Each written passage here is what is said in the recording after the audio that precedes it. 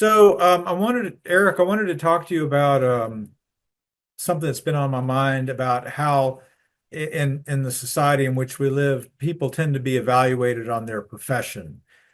You might like for example, you might meet somebody and they say to you, you know, just as an example, like so and so is the CEO of this, multi-million or multi-billion dollar company. Hmm. And I mean, my first reaction would be to call the guy or the woman sir or ma'am, just kind of use a formal address with them, Mr., and not call them by their first name. Hmm. Because my if he said to me, "Oh, just call me Ed or call me Bob or Martha or whatever," I'd kind of be like, "I'd kind of rather call you, Mr. Smith or Mrs. Johnson or whatever," because you just get this feeling like you're dealing with somebody that's very important. But then when you stop and think about it, you think, well, they have to walk on two legs and, you know, eat breakfast like everybody else. I mean, do they really deserve that type of deference? Should we? And we meet somebody who says, "What do you do for a living?" And they say, "Well, actually, I'm just staying at home." I mean, I mean, does that person not deserving as much respect as the CEO? I mean, what are your thoughts on this topic? Oh man, that's such a deep topic, but I think after you reach a certain age, you don't have to call people sir and ma'am anymore. So we've reached that age where we don't, and I've never had the urge to call people, address someone as sir just because of them being a CEO or what. I don't think I've talked to very many CEOs, but I don't know. I try to be polite, say, yes sir, no sir.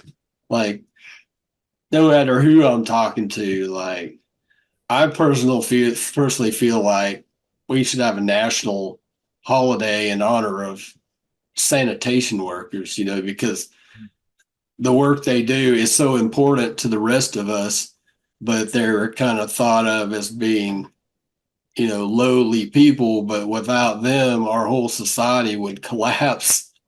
It would get Yeah. really stinky really fast, So I think, I don't know. I have kind of a contrarian view as far as, uh, you know, prestige goes, like, and related to employment, Hmm. you know like fast food workers.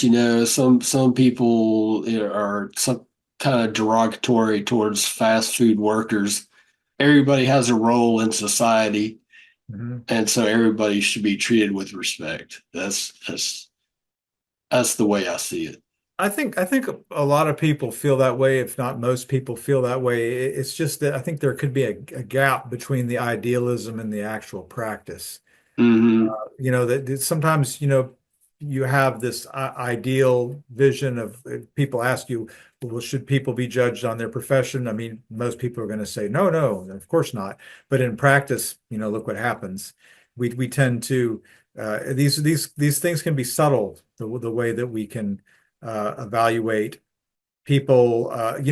Churches, for example, tend to segregate according to economic levels so that you have the rich people churches and you have the middle class people churches and the working class people churches, in Right. addition to how they can divide up along racial and ethnic lines, so those kinds of things. So I guess what I'm saying is that professions like well, there's another angle of what I want to say is that professions, I think, tend to define people maybe more than they should, because I'll give you an anecdote about my grandfather. He was a clothing buyer.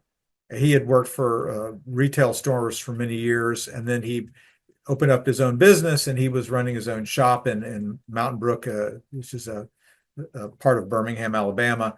And he was doing very well for himself, but he got into his 80s. He was starting to have some terrible health problems. And then towards the end, they hospitalized him, and he came in one day, and he was gotten out of his hospital bed, and he still had the IV things attached to him. And they said, "What are you doing? Why are you out of the bed?" He says, "I got to get back to my store. I got to do this." And it's like he didn't want everyone to retire. He really wanted to go back to the store. And so I thought about that, and I thought maybe he identified too strongly with his profession. Maybe that was Mm, maybe that could become too important to you, because in the end, you can't nobody can hold on to any type of arrangement like that forever, right? So yeah, that's true. Yeah, I mean, I understand some people get really wrapped up in what they do, and that becomes their identity, you know. But I've always I've always kind of thought of myself as different, like separate from what I do for a living, because the things that I like, I actually enjoy doing, don't really pay the bills, So yeah. like I have a work self and a non-work self, I Yes. guess. Yeah, there is a danger in allowing your profession to define who you are, because like, again, if your identity is caught up so much in what you do for a living, and then you retire, then you hear disaster stories about people who retire who may be identified too closely with their profession, and they feel sometimes they feel lost in retirement, or they don't know Yeah, what to do with themselves. Yeah, so yeah, that happens a lot. yeah. Like there's this great talk about popular culture a little bit. So I really like to watch the SpongeBob SquarePants cartoons. That's another separate topic. We might review some SpongeBob SquarePants episodes. Yeah, yeah. Have you ever watched that cartoon, by the way? Are you familiar Not with? really. I know of it, but I, I haven't watched really. I don't think I've seen a full episode before.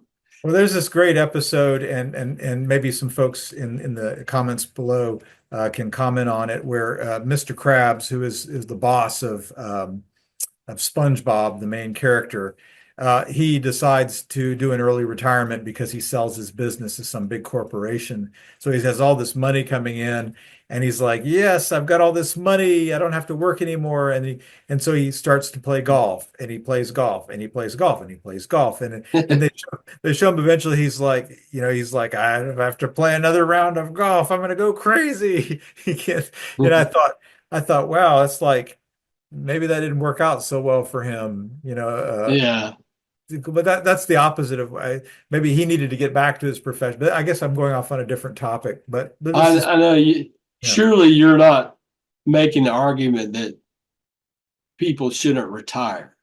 Is that No, what that's you're saying? not the That argument. would be bad. We don't. I don't want that. Well, eventually he went back to the Krusty Krab and got back into his old role. But I guess the point I was making was that retirement off maybe that cartoon was showing you, it doesn't always turn out to be what people imagined. There's Yeah. this place down the road here called Sun City, I think. It's a big retirement community where you have to be like at least, I think, 70 or 65 years old to live there. Hmm. And so all these retirees, I guess that they just stay with themselves, and all the other people, are out of the picture. And I thought, man, that sounds kind of depressing and sad. You don't get to be around younger people. You don't get to enrich their lives and stuff. But anyway, I've gone completely off topic. That's a topic we can visit, retirement and Yeah. all Yeah. the We'll be revisiting that not in a few years for sure. yeah, we're getting closer to that milestone, aren't we? Okay. Yeah. Yeah. Well, that's a wrap on this video. Later.